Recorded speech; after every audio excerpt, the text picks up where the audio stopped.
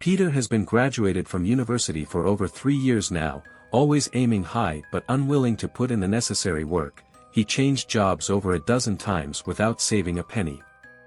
Meanwhile, he dreams of striking it rich. A few days ago, he borrowed 1,000 yuan to buy lottery tickets, only to win nothing at all. Looking at his nearly 90-year-old grandfather paralyzed in bed, Peter is both heartbroken and anxious. Early on, his parents tragically died in a car accident, leaving Peter to live with his grandfather. Ever since Peter could remember, his grandfather has been bedridden. Perhaps due to his age, his grandfather never spoke a word, like a living dead. What scared Peter even more was that his grandfather had no hands, and while his parents were alive, they never explained why. In Peter's heart, his grandfather was like a stranger. There was hardly any emotional connection between them, even some resentment, as the elderly grandfather was, after all, dragging him down. Besides taking care of his grandfather's daily needs, Peter never had an extra word to spare. However, Peter clearly remembered hearing from his father that his grandfather used to be very wealthy. One day, desperate to make money, Peter began to search through his grandfather's belongings. Given his grandfather's old age, perhaps he was hiding some things from his era that could be valuable. Peter had thought about doing this before but never had the heart to go through with it until now, as they were nearly at a point of starving. After searching, Peter finally found a tarnished little box in a very hidden corner under the bed. Opening it with hope, he found only an old thread-bound diary inside. According to his father, his grandfather was once a schoolteacher in a small village and was quite learned, so this diary must have belonged to him. Curiously, Peter took out the diary and casually flipped through a few pages. Just then, his grandfather suddenly opened his aged eyes on the bed, attempting to stretch out his armless arms with a gurgle sound, seemingly trying to stop Peter from reading the diary. "Why can't I read this? Is there a treasure map inside?" Peter said discontentedly and continued reading. His grandfather dropped his arms, his dry eyes reflecting immense anxiety and helplessness, and his frail body began to tremble. Meanwhile, Peter flipped through the diary faster and faster, his expression growing more serious. Peter discovered that his grandfather's diary consisted of only about a dozen entries. By piecing together all the diary's contents, he learned several pieces of information. First, his grandfather had been a schoolteacher in a village named Ashford for that period. Second, Ashford used to be a wealthy village that was essential to the ancient Tea-Horse Road. Third, eventually, the people of the village mysteriously left, and Ashford was abandoned, becoming uninhabited. Almost overnight, the villagers fled, leaving behind and burying many belongings they couldn't take with them. "Oh, the sin, I hope from now on, this village will be forgotten. I too must go far away." This was the last page's content in the diary. Previously, Peter had heard of this Ashford, located at the foot of a hill beneath a forest to the south of the city, over 200 miles away. It was well preserved, yet no one had ever visited. They all said the abandoned village was gloomy and terrifying. But after reading his grandfather's diary, Peter suddenly thought it was a great thing that no one had ever visited, for it might be possible to find something valuable there. Excited, Peter hurriedly called Jay and told him of his discovery. Jay was Peter's college classmate who had opened an antique shop after graduation, so Peter was very aware of the value of old antiques. While Peter was on the phone, his grandfather's face on the bed had turned purple, as if he was holding his breath, which Peter completely ignored. After some preparation, Peter and Jay set off. About 2 hours later, they passed through the spooky forest, where not even a bird's chirp could be heard, and finally saw the deserted village at the foot of the hill. The village was small but intact, with traces of white walls and green tiles that spoke to its prosperity before abandonment. The village was overgrown with weeds and spider webs, and the moss-covered stone roads still had faint traces of horse hooves. "Why didn't your grandpa say why the villagers fled in panic overnight?" Jay asked nervously. "That's not important. What's important is whether we can find anything of value," Peter said. "It's been decades, I don't think there's much hope of finding anything. And no one's been here for so many years, it's a bit scary, let's go. Jay said uneasily, looking around. Stop pretending, don't think I don't know how those antiques in your shop came about, Peter retorted. Yes, most of those things are from tomb raiders, but I'm just buying them, I've never dug them myself. Jay said dissatisfied. It's all the same, stop talking nonsense and start looking, Peter said. But how do we search such a big village? Use high-tech, of course. Saying this, Peter took out a foldable metal detector from his backpack. For the next hour, the two scanned the village several times with the detector but found nothing more than a few scattered coins and several horseshoe irons. Tired and disappointed, they sat down on a stone slab to rest when the detector suddenly emitted a piercing alarm. There's something, and a lot of it. The two immediately got excited. Lifting the stone slab indicated by the detector, they were surprised to find a dark well beneath it. When Peter lowered the detector into the well, the alarm from the detector sounded even louder. There's treasure in the well, Jay said excitedly. I knew it wouldn't be a wasted trip. An elated Peter said as he found a long stick and poked it into the well, only to find that not only was it filled with water, but it was also very deep. However, this didn't deter him. He then pulled out a mini underwater breathing apparatus and a waterproof suit from his bag. Seeing this, Jay couldn't help but laugh. Peter, you really came prepared, huh? What can I say, being broke scared me into it. Peter said with a self-deprecating laugh. The two tied a long rope around a sturdy willow tree next to the well, then threw the other end into the well. After a quick game of rock-paper-scissors, the loser, Peter, put on the waterproof suit and the breathing apparatus, preparing to descend into the well. Just then, a sudden wind began swirling around them, with the branches of the willow tree dancing wildly like numerous demonic claws. Why did the weather suddenly change? A hint of unease passed through their minds. At that moment, Peter suddenly noticed a woman in white standing near a door not far from the well, coldly watching them. She appeared to be in her 30s, with delicate features but a stern face and skin as pale as her dress. Who are you? Peter hurriedly asked, but the woman did not speak and instead walked straight into the house. It's not a ghost, is it? Jay said nervously. Don't be ridiculous, there are no ghosts. Come on, let's check it out, Peter said, pulling Jay into the house. The house was chillingly cold. Besides an old loom placed near the entrance, there was nothing else inside, including any sign of the woman they just saw. Where did she go? You're still going to say it's not a ghost? Jay said in fright. At that moment, Peter also felt uneasy, but he didn't come here to be scared, he came to find treasures to sell. He preferred to believe what they saw was just a hallucination.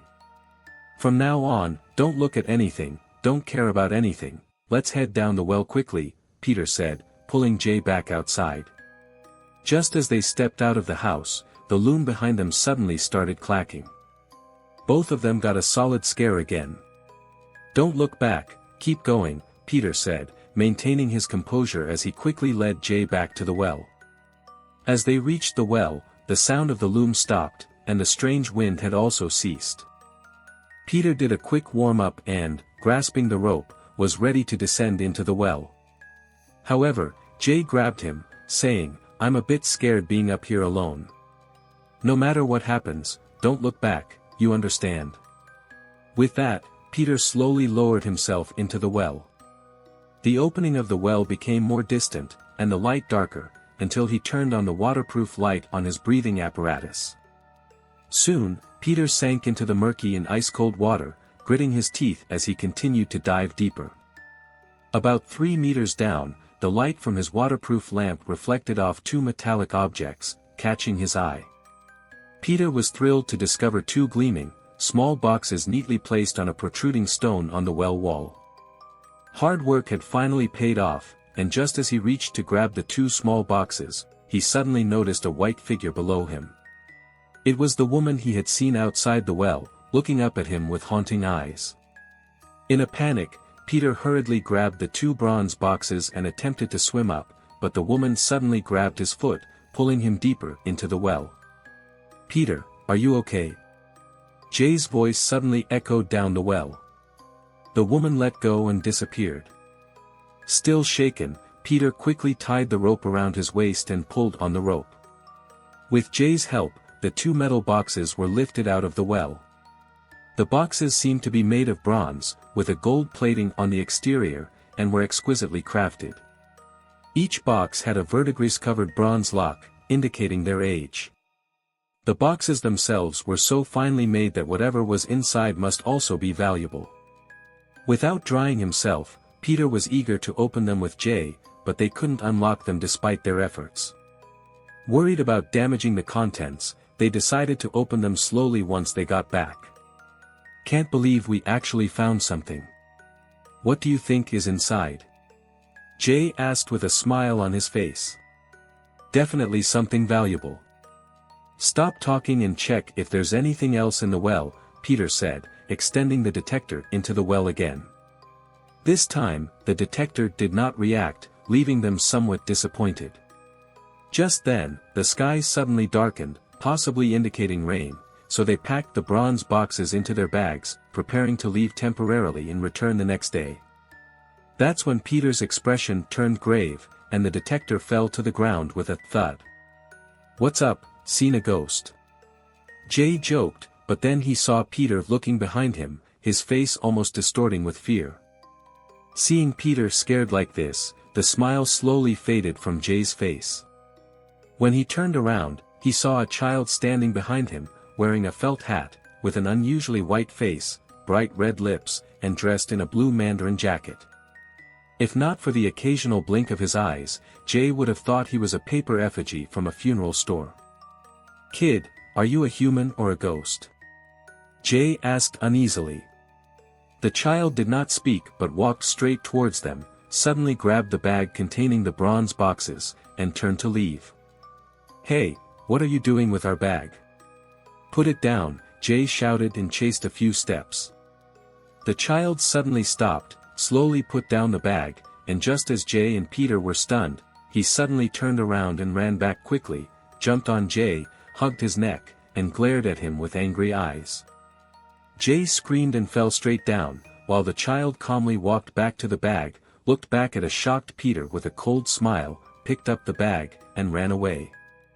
Watching the child disappear into the distance, Peter, ignoring his trembling legs, quickly pinched Jay's philtrum, and Jay took a deep breath and sat up abruptly. The 2 of them looked at each other with pale faces and were speechless for a long time. "I told you not to come, but you insisted. Let's leave now, there really are ghosts here," Jay said as he got up and started to run after coming to his senses. Peter also quickly grabbed his gear, ready to run, but at that moment, the white-dressed woman they had seen earlier appeared on the road ahead, coldly watching them. Both shouted loudly, and the woman disappeared all at once. Just as they were still in shock, a loud gurgling sound came from the well, resembling a human, no, more like a giant beast gasping in the water. But the sound attracted them back to the well side, and looking down, they were shocked to find huge bubbles emerging from the bottom of the well, and soon, a large black pot surfaced. "There must be something in the pot, Jay, quickly get the rope and bring it up," Peter said eagerly. "Are you crazy, Peter? Such a big pot, even if it's filled with air, it won't float on the water. Something's not right, let's leave quickly," Jay said in panic.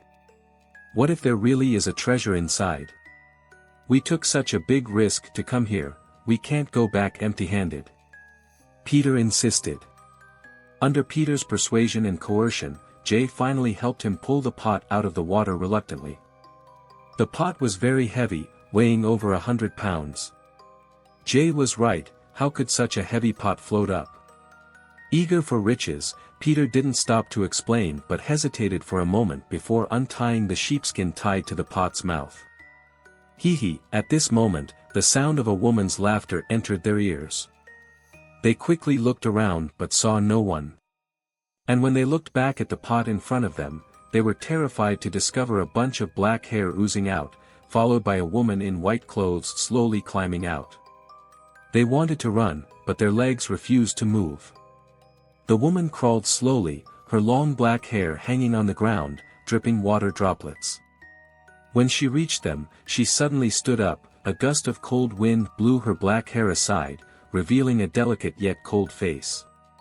Wasn't she the woman they had seen before? Peter and Jay trembled all over. The woman looked at them silently, then suddenly opened her mouth wide and laughed. Her originally delicate face instantly turned extremely ghastly, and with a thud, Jay fainted again. Jay, Jay. Peter frantically called out a few times. Jay did not respond, and the woman suddenly spread her arms and pounced on Peter at an extremely fast speed. Poor Peter could no longer bear the horror at this moment and collapsed on the ground, too. However, Peter wasn't completely unconscious, he could still hazily see what was happening in front of him. The woman was still approaching, 1 step, 2 steps. His heart was pounding violently when suddenly a frail old man appeared in front of Peter, blocking the woman. "Leave my grandson alone, I am here now, I will go with you," the old man said. It was Grandpa, and Peter was shocked. He was clearly paralyzed in bed and couldn't speak. How could he be here? How did he suddenly seem like a normal person? Peter wanted to speak but found he couldn't. The woman looked silently at Grandpa, but her eyes were filled with immense hatred. "Let me say a few words to my grandson, and then I'm ready to go with you," Grandpa said and then walked tremblingly over to Peter. Peter struggled to get up, but he couldn't. "It's all my fault. I should have burned that diary long ago, but you truly shouldn't have come here." After saying this, Grandpa began to tell him a surprising story. Decades ago, there was a schoolteacher in the village who married a wealthy widow named Evelyn for her money, but she soon became aware of his motives. Enraged, she decided to pack her wealth into chests, planning to sink them into the river like in the stories and to expose the schoolteacher's true nature to the village chief. Terrified of being revealed, the schoolteacher wanted to flee the village but couldn't bear to leave the treasure behind. After much thought, he came up with a plan. One night, he bribed some thugs from out of town, stormed into Evelyn's house, and stole all her property. However, the thugs didn't stick to their agreement and only gave him a portion of the loot, keeping the rest for themselves. Furious and frustrated, and afraid of being caught, the schoolteacher hurriedly fled. But a few days later, he heard about something that filled him with horror and guilt. That night, as Evelyn struggled with the thugs over her property, they knocked her unconscious, put her in a pot, and sank it alive into the well. What the schoolteacher didn't expect was that Evelyn's unappeased anger turned her into a vengeful ghost, and almost overnight, she scared the villagers away.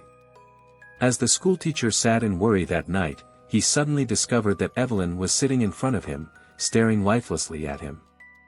Overwhelmed with guilt and fear, he knelt before her. That night, Evelyn didn't kill him because he cut off the sinful hands, sealed them in 2 copper boxes, and put them into the deep well.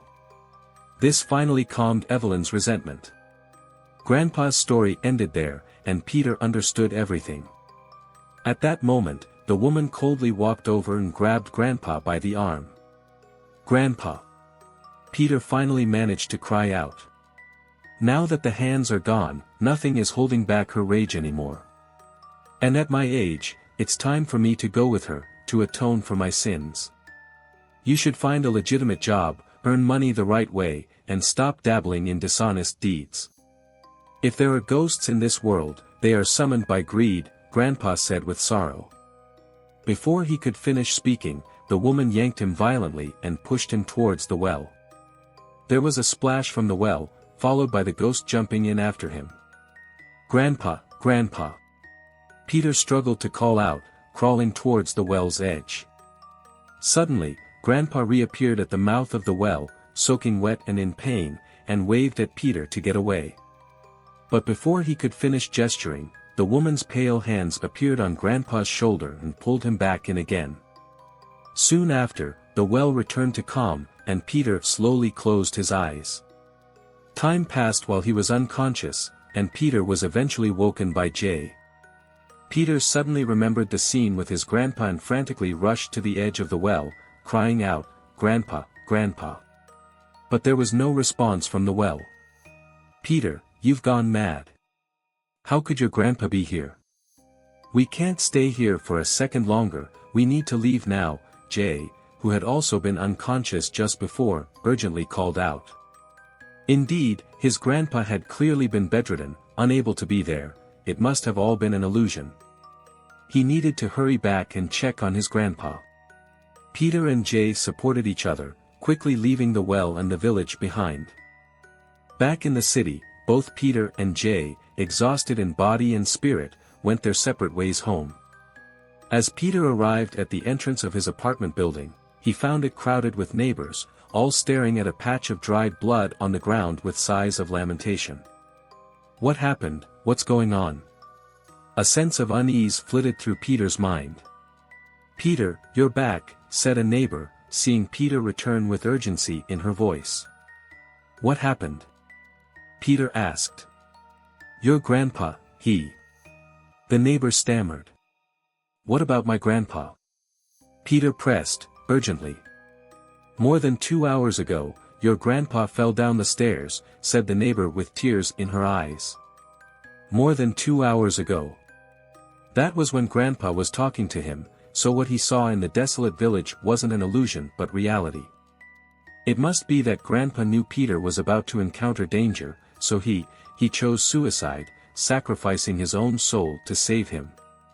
Peter suddenly understood everything. "Where is my grandpa?" Peter screamed, nearly out of his mind.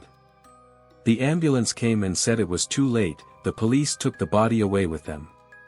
"Grandpa!" Peter fell to his knees, tears falling like rain. While Peter knelt on the ground in repentance, Jay hurriedly made his way to a wreath shop. The shop was filled with wreaths and various offerings for the dead. Even more noticeable were a few paper effigies of boys and girls, dressed almost exactly like the child Peter and Jay had seen in the desolate village. Yet Jay looked at these spirit children without a hint of fear, smiling. "Back so late?" asked William, the corpulent store owner, as he mysteriously locked the door. "Don't even start, we really did encounter a ghost this time, was unconscious for a long time," Jay said uneasily. "It wasn't my son who scared you, was it?" William said, chuckling. "Your son is truly a genius actor, dressed just like a ghost." Poor Peter was petrified. "But then a real female ghost showed up," Jay said. "How could that be?" William asked, withholding his laughter. "Forget about that, it's all in the past, where's the stuff?" Jay inquired. Soon, William brought out the 2 bronze boxes from the back room and placed them on the table. "Peter would never guess that the items would end up with me, this is my ticket to riches, even encountering a ghost was worth it," Jay said, caressing the bronze boxes.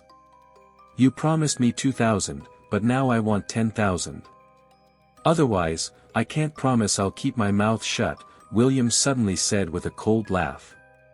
Before his laughter faded, Jay drove a long steel needle into his neck. Over an hour later, Jay finally opened the 2 bronze boxes in his antique store, and his face went pale the moment he unlocked them.